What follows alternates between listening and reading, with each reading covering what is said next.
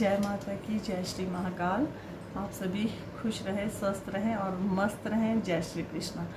तो मैं आपको, अब नवरात्रे आने वाले हैं तो मैं आपको उसके निमित्त जानकारी कुछ देना चाह रही हूँ कि आप शक्ति की उपासना कैसे करें। ठीक है, महाशक्ति, आदिशक्ति, जगत जननी जगदम्बा के ये चैत्र मास के जो नवरात्रे होते हैं वो बहुत ही शुभ और बहुत ही फलदायी माने जाते हैं। ठीक है, इसमें अगर देखो जो तो साधक होते हैं जो गद्दियाँ लगाते हैं, या मैं सभी के लिए नॉलेज दे देती हूँ जिन्होंने साधना करनी है, जानते हैं कि साधना क्या होती है। साधना के कुछ नियम होते हैं। अखंड जो जलाई जाती है, अखंड फर्श पे सोया जाता है, आसन पे सोया जाता है, आपको नेल्स नहीं काटे जाते हैं, बाल नहीं काटे जाते हैं, शेव नहीं की जाती है, और अनाज नहीं खाया जाता है। ठीक है, लहसुन प्याज नहीं खाया जाता है। ये तो साधकों के लिए माना जाता है। वैसे तो मैं सभी को ही कहती हूँ, सभी साधक है। साधक कोई विशेष ऊपर से नहीं उठ के आए होते हैं, सभी साधक बन सकते हैं। ठीक है, तो उसके निमित्त मैं आपको कह रही हूँ कि आप ये नियम सभी फॉलो कर सकते हैं। ठीक है, बाकी जिसने गृहस्थ में भी रहना है, वैसे 9 दिन तो लहसुन प्याज आप लोग कोई भी ना खाए ना अपने घर में, तो बहुत अच्छा रहता है। क्योंकि तामसिक होता है, ऐसा नहीं है कि ये नॉन वेज होता है। ये चीज़ें मतलब कि आपके ना उसको तेज़ को कम करती हैं, एक गर्मी पैदा ज़्यादा करती है शरीर में, जो कि ऊर्जा उन दिनों ऑटोमेटिक ही इतनी ज़्यादा बनी होती हैं। और आप ऊपर से अगर ऐसी चीज़ें गरम गरम खाते हैं तो आपका मतलब कि वो शरीर बॉडी में तापमान ज़्यादा हो जाता है। तो बॉडी का हमारा भी बैलेंस हर चीज़ का होना चाहिए, गर्मी का भी, सर्दी का भी, ठंडक का भी, हर चीज़ का ठीक ठीक इसका बैलेंस होना चाहिए। नहीं तो किसी का फिर बीपी बढ़ता है ना, और नहीं खाएंगे तो बीपी लो होता है। तो हर चीज़ का आप लोगों को ध्यान भी रखना है ना, हर चीज़ का ध्यान रखना है। ऐसा नहीं है कि अब आप साधना करने लग गए, नवरात्रे आ गए तो छोड़ दो जी, घर छोड़ दो, बच्चे छोड़ दो, खुद बैठे रहो। मेरा अपना इतना रूल रहा है। मेरी बच्चियाँ बहुत छोटी छोटी होती थी, लेकिन मेरी साधना ऐसी ही चलती रही और मेरे कभी भगवान की कृपा से विघ्न भी नहीं पड़े। महाभगवती ने आप स्वयं आकर के मेरे सभी कार्य संपूर्ण कराती हैं माँ। तो मैं चलो सबको कहती हूँ कि अगर आपके नहीं भी होते हैं तो घबराना नहीं होता। कुछ भी अच्छा किया होता है तो उसका फल अच्छा मिलता ही है, बुरा नहीं मिलता उसका। ठीक है ना, तो आप सभी दुर्गा सप्तशती पढ़ सकते हैं। जो सिंपल गृहस्थ की लेडीज़ है, जिनको नहीं बड़ा विधि विधान आता है, जो नहीं अपने बड़े परिवार में है, जो नहीं रूल रेगुलेशन फॉलो कर सकती हैं, क्योंकि परिवार में हर तरह का व्यक्ति है, आपको उसके साथ वैसे ही ढलना पड़ता है। मैंने अपने परिवार को अपने हिसाब से ढाला है, जैसा मैं रहना चाहूँगी मेरा परिवार वैसे ही रहेगा।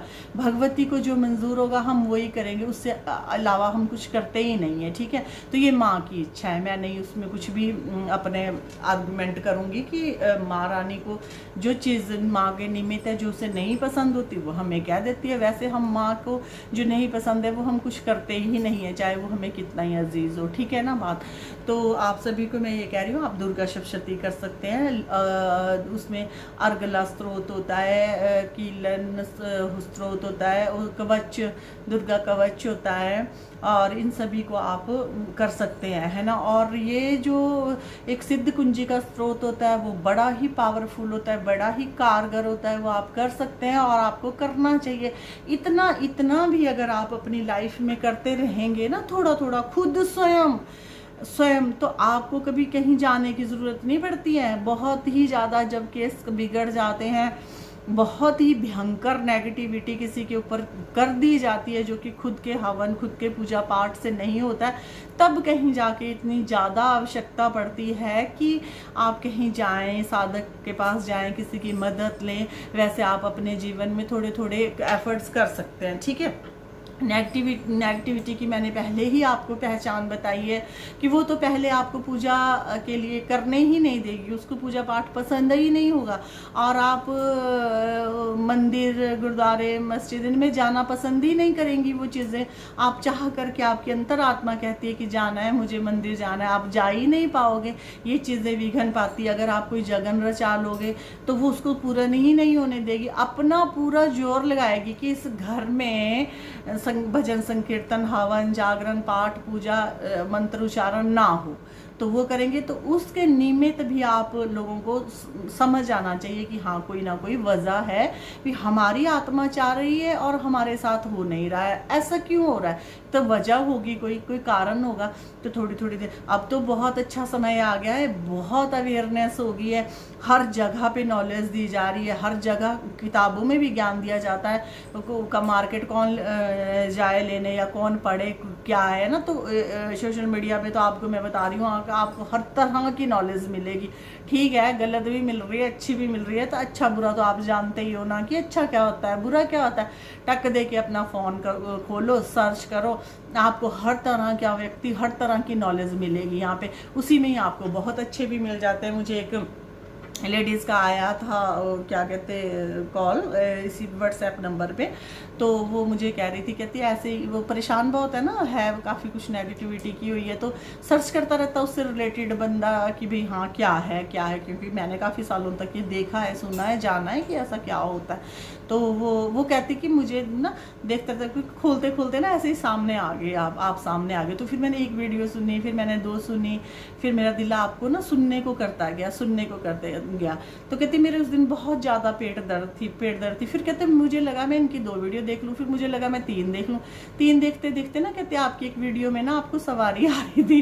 वैसे मैं बहुत रोकती हूँ, क्यों लोग नहीं जीने देते, लोग ऐसे ऐसे आपको अभद्र कमेंट करने की कोशिश करते हैं ना, करी जाए माँ आप पे देखेगी। अब जब कह देते ना कि जब नचना तो फिर कुंड क्या कढ़ना, फिर वही गल होगी। फिर मैं कह भी चल छड़ परे, जिसकी जैसी समझ होगी वो वैसी प्रतिक्रिया देगा। पर बस मुझे पता है कि मुझे कौन ऐसी प्रतिक्रिया दे सकता है, उनका मुझे पहले ही पता है। उनसे मुझे यही उम्मीद है, उनसे मुझे अच्छी उम्मीद कभी हुई भी नहीं है, ना कभी लाइफ में होगी, ठीक है ना।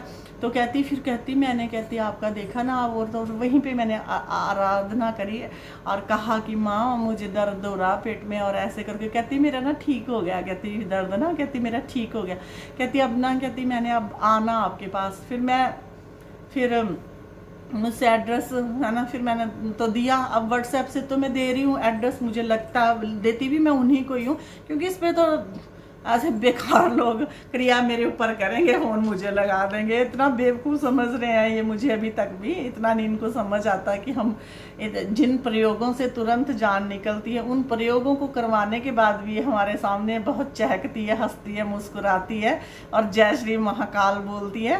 तो इतना तो समझना चाहिए कि मैं हूँ क्या, इतना तो जाने कि हूँ क्या, ठीक है।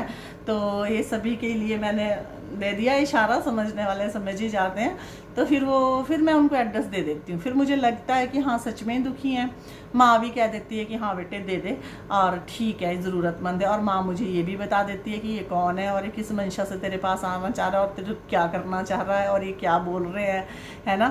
तो बड़े है तो है, पर मेरे पास इतना टाइम ही नहीं है। वही बात है कि माँ भगवती अगर चाहती है तो मैं व्हाट्सएप देख लेती हूँ या मैं किसी का देख लेती हूँ, मेरे भी सामने तो नहीं तो जा रहे आ रहे इतना समय ही नहीं है। यहाँ अपने जो मेरे खास है, मेरे अपने दिल के अजीज़ है, उनकी डीपियाँ देखने को तो मेरे को टाइम नहीं लगता है ना, जिनको मैंने देखना ही होता है ना। तो इतनी मैं व्यस्त हो चुकी हूँ, तो इनको कौन पढ़े मैसेजों को, ठीक है ना। तो ऐसी बात है। अभी अपनी भी हमारी फैमिली है, अपनी भी ज़रूरतें है, अपना भी टाइम है। तो इसलिए आपके टॉपिक मेरा लंबा ना होकर मैं यहीं विराम देती हूँ। तो जय माता की, जय श्री महाकाल। खुश रहिए, स्वस्थ रहिए और मस्त रहिए और हंसते रहिए और मुस्कुराते रहिए। जय माता की।